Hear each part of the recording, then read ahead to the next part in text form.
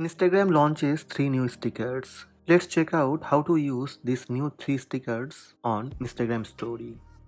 First, open Instagram app. Make sure your Instagram app up to date. Tap blue plus icon to open story camera. Now you can capture photo or you can upload photo from photo gallery.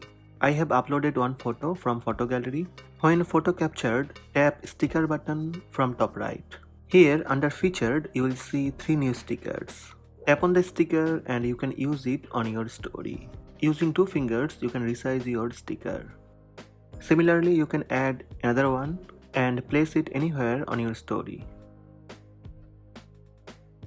Add one more. So these are the steps to use 3 new stickers on your Instagram story. Now you can share your story. Hope this video helped you. Please subscribe my channel by tap subscribe button. Also tap the bell icon to receive notifications about all new videos.